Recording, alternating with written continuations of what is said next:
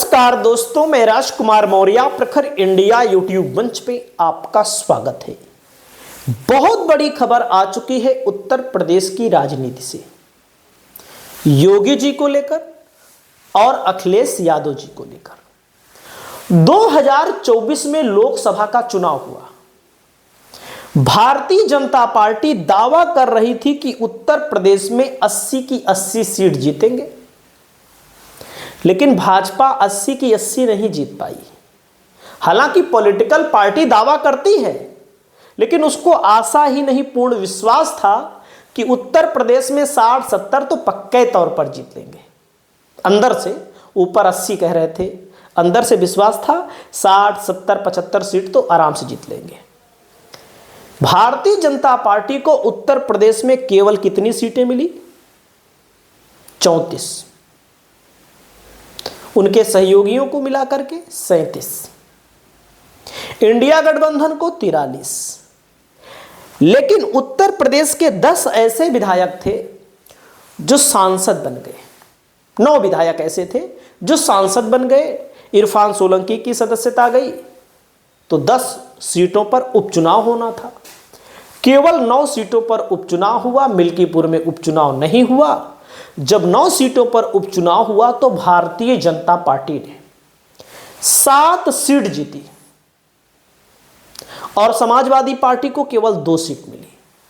तब से बीजेपी के समर्थक उत्साहित हैं, समाजवादी पार्टी के समर्थक थोड़ा नर्वस हैं।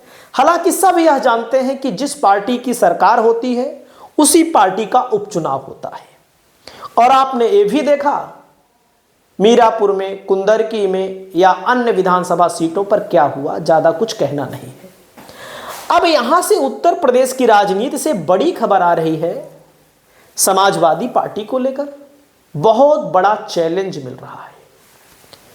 चैलेंज कौन दे रहा है? समाजवादी पार्टी के सामने उत्तर प्रदेश में बीजेपी है सत्ता में।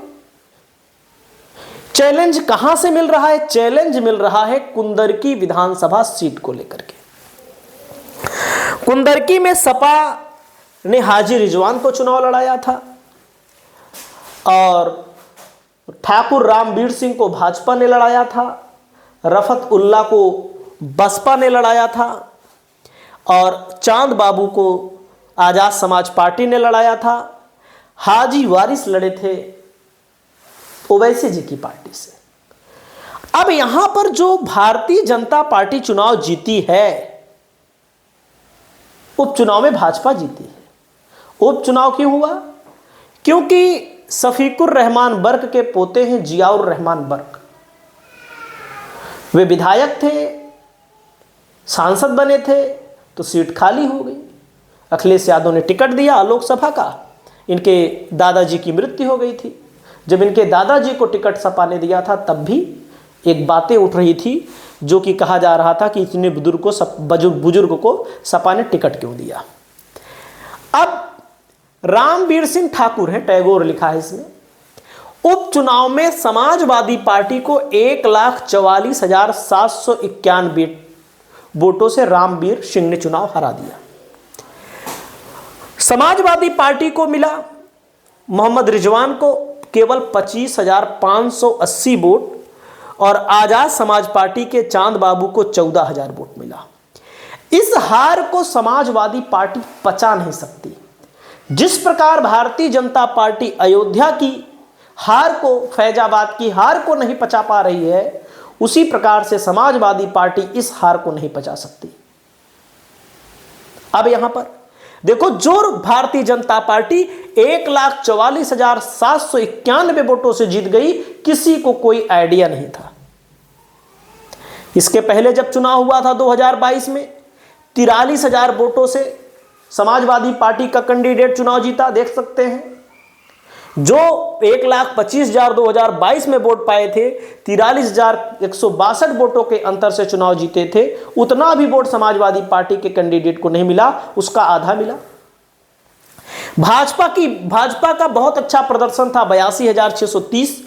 लेकिन इसके पहले जब रामवीर ठाकुर और मोहम्मद रिजवान के बीच कभी चुनाव हुआ तो नज़दीकी मुकाबला रहा, ऐसा नहीं है कि एक तरफा मुकाबला रहा। तब बसपा भी बहुत मजबूती के साथ चुनाव लड़ा करती थी। देख सकते हैं, हम आपके सामने आंकड़ा लेकर आते हैं। 2012 में भी जीते मोहम्मद रिजवान।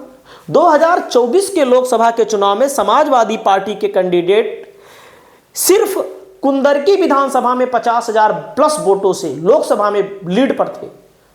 जहां पर 50,000 की लीड हो, वहां पर समाजवादी पार्टी के प्रत्याशी को 25,000 वोट मिले।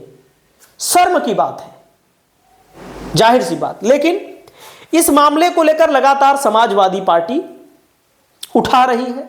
और चुनाव क्या हुआ आप सब जानते हैं, हमें कुछ कहना नहीं है। यूपी की इस सीट पर फिर होगा उपचुनाव। बीजेपी विधायक देंगे इस्तीफा, सपा से अखिलेश यादव होंगे मैदान में। जो बीजेपी के विधायक हैं रामवीर ठाकुर, उन्होंने अखिलेश यादव को चैलेंज किया है। क्या चैलेंज किया है? उन्होंने अखिलेश यादव को कहा है कि अखिलेश यादव चुनाव लड़े यहां से, मैं अपनी पार्टी से इस्तीफा दे करके फिर से मैदान में आऊंगा। देख सकते हैं, उत्तर प्रदेश में साल 2024 के नवंबर में संपन्न हुए उपचुनाव में बहुचर्चित सीट कुंदरकी पर अभी भी आरोप प्रत्यारोप का सिलसिले का नाम नहीं रुक रहा है।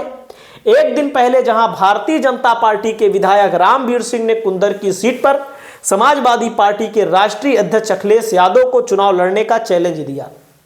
सोचिएगा, भारतीय जनता पार्टी के जो वर्तमान के विधायक हैं, जो उपचुनाव जीते हैं या जिताया गया है, उन्होंने चैलेंज दे दिया है। पूर्व विधायक हाजी रिजवान ने भी अपनी प्रतिक्रिया दी। रामवीर ठाकुर को उन्होंने प्रेस कॉन्फ्रेंस बुलाई अपने कार्यालय पर। हाजी रिजवान जो समाजवादी पार्टी के कैंडिडेट थे, जिनकी बुरी हार हुई। अब आप समझ सकते हैं, इन्होंने कहा भाजपा विधायक पुलिस फोर्स हटाकर पैरामिलिट्री फोर्स की निगरानी में चुनाव करा ले, इतने में ही उनकी हकीकत सामने आ जाएगी। दरअसल सपा के नेता उपचुनाव में मिली भाजपा की जीत को पचा नहीं पा रहे हैं, जिसके चलते आए दिन भाजपा की जीत पर सवालिया निशान खड़े किए जा रहे हैं।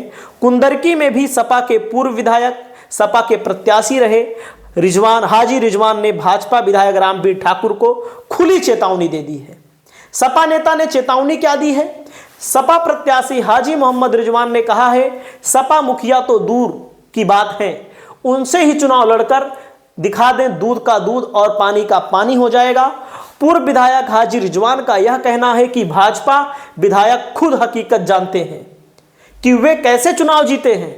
भाजपा विधायक रामवीर सिंह ने सपा मुखिया अखिलेश यादव को चुनौती देते हुए कहा था कि मैं इस्तीफा देने को तैयार हूं। सपा मुखिया अखिलेश यादव यहां आकर मेरे खिलाफ चुनाव लड़े। उन्होंने कहा था कि मैं आग्रह करता हूं कि अगर उन्हें लग रहा है कि मुस्लिम उनके साथ हैं और मुस्लिमों ने हमें बेबसी से वोट दिया है, तो वह पहले जानकारी करें मुस्लिम उनके साथ हैं या नहीं। अगर उन्हें लगता है कि मुस्लिम उनके साथ हैं तो मैं इस्तीफा दे दूंगा। वो आए और मेरे सामने चुनाव लड़ लें। मुझे मुस्लिम तो मुस्लिम यादव भी 95% वोट मिला है। उनकी एक विधायक की ससुराल का एक गांव मेरी विधानसभा में है, उनके गांव का रिजल्ट उनको भेज दो। वह 3 बार असमोली से विधायक हैं, उनके पिता भी विधायक रहे हैं, माता जी भी विधायक रही हैं, वहां से भी मैं जीत कर आया हूं, उनसे पूछ लें। तो कहने का मतलब समाजवादी पार्टी और भारतीय जनता पार्टी के बीच वार पलटवार रुक नहीं रहा है।